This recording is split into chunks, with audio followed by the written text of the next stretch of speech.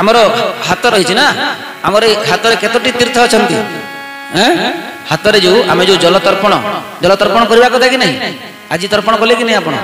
कले तो केमी कले तर्पण आमर हाथ में 4टी तीर्थ अच्छा हाँ हाथ में 4टी तीर्थ अच्छा ये जो उंगली मान अच्छा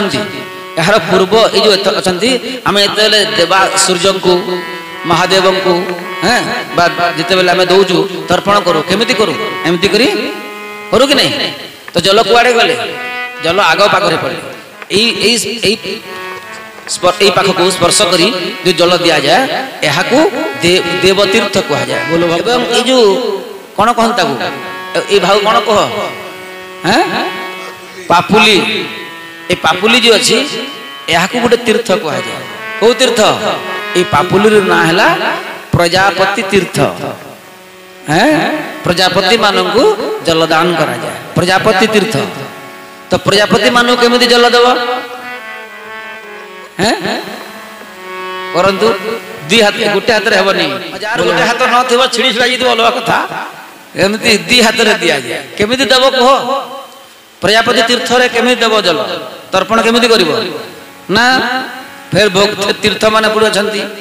केमी कर यहाँ सीना भोग आम देव तीर्थ जी तुम जल को एमती करदेल ये प्रजापति मान को जल देवार अच्छे यहाँ ब्राह्मण मैंने बतेवा कथा कर्मकांडी ब्राह्मण मैंने जो मैंने करुँच सैद्धांतिक रूप से शास्त्रीय पद्धति रे बतेवा कथा नहले एमती एपट सेपट करदेले हवा कथा नुहे जिते बेले जल दि जाए एमती जल आणव केमी कर एमती छाड़ एमती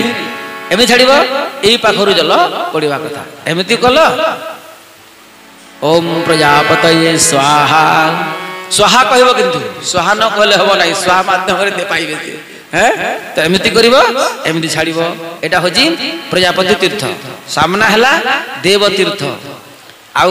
जो भोगटा ये जो भागटा अच्छी यहाँ कौन कह जाए जहाँ भी कह जाए ये जो अच्छी भागटा या कौ तीर्थ कह जाए जानी कि नहीं जानी ना यहाँ भोग तीर्थ कह जाए तुम जो आचमन कर केमती कर हो कौटी पियो कौटू कई पियो ना एमती जल मिलला पादुआ कौटी पीब ना तो यहाँ भोग तीर्थ यहाँ भोग तीर्थ कह जाए आई भितर पुणी गोटे तीर्थ अच्छी जहाँ कह जाए कौन पितृतीर्थ कौटी अच्छी कौटी अच्छी पितृतीर्थ